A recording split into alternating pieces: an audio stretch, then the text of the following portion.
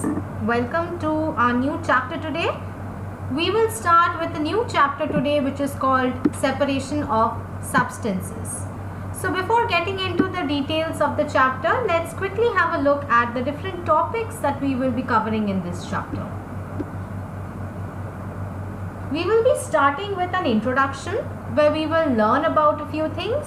Then we will learn about mixtures and the need for separating those mixtures.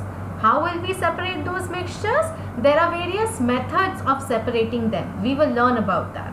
Then we will find out that can water dissolve any amount of a substance. And we will finish off the video, the chapter with a summary. So let's get started. You might have heard that there are two different kinds of substances. One is a pure substance and the other is a mixture. So usually what happens is in nature, things usually exist in the mixture state. Very few substances occur in the pure form. That is, it is made up of only one kind of substance. But a mixture, what is a mixture? A mixture is made up of two or more substances. And sometimes we need to separate these substances. Now, why do we need to separate the substances? First of all, it may be that there is something useful in that substance along with useless materials. So, we have to segregate the useful from the unwanted materials. Or, we can be also using the different materials of the mixture in different ways. There are various ways to separate them. Now, let us have a look at this particular picture over here. So, matter may be pure substance or mixture. Pure substance is what?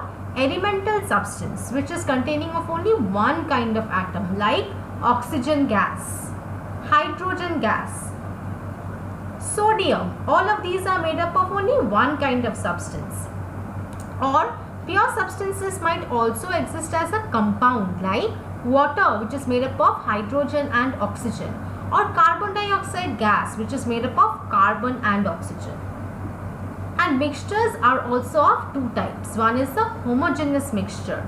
Homo means same, meaning similar type of substances are there in the mixture. And heterogeneous mixture means, hetero means different, meaning different kinds of substances are there in the mixture. Let us know more about mixtures. As I have said, pure substance is a substance that consists of only one kind of particle. And a mixture is something that consists of two or more kinds of particles. There are two different kinds of mixtures. Let us know about them. The first is the homogeneous mixture. Homo means similar type. So what is the homogeneous mixture? Homogeneous mixture is that which has the same composition throughout. That is, the components are uniformly distributed and cannot be distinguished from each other. So what is a homogeneous mixture? Look into the picture. This is picture of mayonnaise. So mayonnaise comprises of eggs, butter and different other things. But can you segregate them? Can you separate them from each other? You cannot. So this is also a mixture, but it is a homogeneous mixture, meaning the components are uniformly distributed and cannot be distinguished or separated. And the composition is also similar. What is heterogeneous mixture? Just the opposite of homogeneous mixture. So a heterogeneous mixture is that in which the substances, they do not have the same composition throughout. Rather, the components are not uniformly distributed and can be distinguished from each other. Look into the picture, you can see the picture of a fruit salad. You can distinguish one fruit from the other. There is kiwi, there is strawberry, there is apple, etc. So the mixture in which the constituents of the components can be distinguished, it is called a heterogeneous mixture. What is the need to separate the constituents of a mixture? Can't the mixture be the way it is? Now let us list a few needs for separating the mixture. First is to remove any harmful or undesirable substance like the stones from rice or dal. In order to consume the rice or dal, the stones have to be removed because stones cannot be digested by us. They are harmful. So, one of the reasons to separate a mixture is to remove the harmful or undesirable substance. Next is to remove the non-useful component like tea leaves from tea, or to separate two different substances but useful substances. Like milk is churned to obtain butter. So two different substances can also be removed from one another in order to make sure both the components are utilized. Now here in this slide I have a question for you all. See what they are asking. What happens when sugar is mixed with water? I'm sure everybody knows, you all must have tried it in your home. But the next thing is, would I be able to get the solution, the sugar out of the sugar solution from the water once the two have been mixed? Think about it and write down in the comment section. I will look forward to your answers. Now we will get into the more interesting part, which is the different methods of separation. First we will learn about how to separate mixtures of solids with solids. First one is hand picking. I'm sure you must have seen the elders at your home hand picking. Well, it is the simplest method to separate the components of a solid-solid mixture.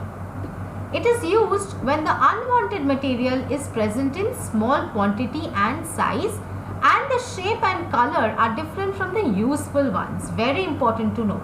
If you have one bowl of rice containing stones, you can hand pick and separate the stones.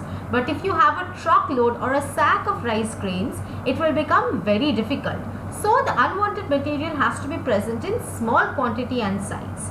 And also the shape and color has to be different. Otherwise, how will you identify and hand pick them? Example is separating pebbles from rice or dal, or grass from mint leaves. Next one is sieving. What is sieving? This method is used to separate the components that are of different sizes. So the method of separation on the basis of sizes is sieving. For sieving, a sieve is used. Sieve is what? It's a wire mesh fixed tightly in a frame. Look into the picture. You must have seen the elders in your family separating bran from wheat flour or sand from gravel.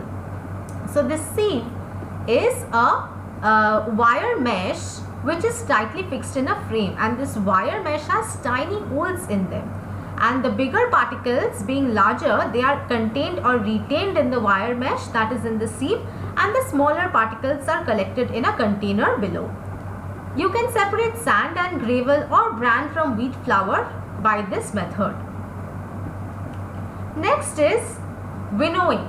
What is winnowing? In this method, the mixture is allowed to fall from a height. The lighter components get separated from the heavier ones because of wind or air blow. Look into the picture. You can see a lady separating certain grains, usually rice grains or wheat grains, with the help of wind. So what is the lady basically doing? She is having the grains in her hand. The grains also have the lighter husk along with them. So when she is separating the mixture from a height, due to the wind blowing, the husk being lighter, it is being carried by the wind away from the grain, and the grain being heavier, it is falling down and forming a heap below. So this is winnowing, separating the mixture from a height. Why is it done from a height? So that the components can be separated because of wind or air blow. The husk is removed, which is lighter, and the grains are collected on the ground. Look into the example. It is used to separate the lighter husk from heavier grains like wheat.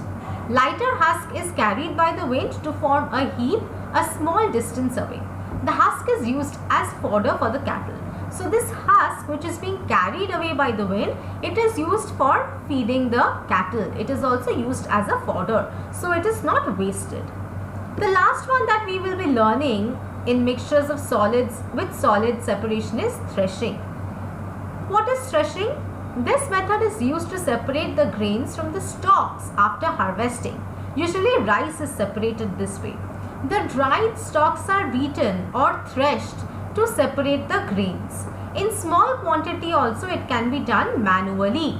In large farms it can be done by the animals. Bullocks are tied to poles and are allowed to walk on the stalks.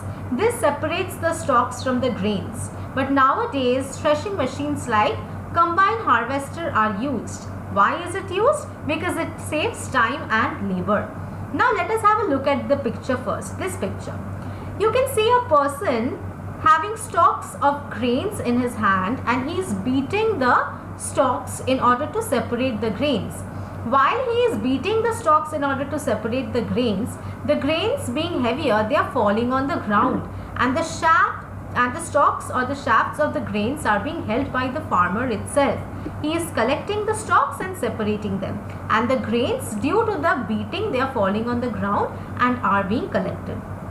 This method in large scale can also be done with the help of bullock carts. The bullocks are tied to the poles and they walk on the stalks. Due to this, what happens? Due to the pressure, the grains are separated from the stalks and they are collected, and the stalks are separated from the grains and removed.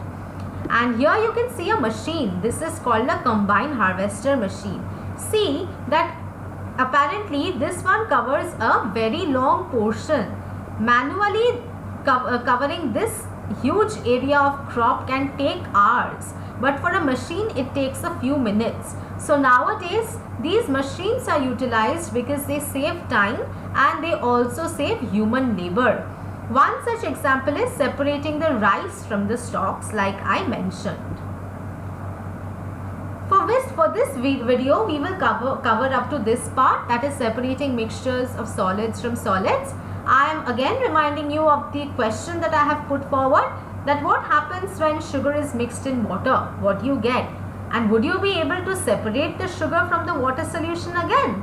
Think about it and don't forget to answer in the comment section. I will look forward to your answers. And if you all have any questions, do not hesitate to ask them to me in the comment section. I will surely reply as soon as I can. Till then, keep learning your chapter, and if there are any doubts, get back to me. Do your assignments and keep watching the videos. Thank you everyone. Have a good day.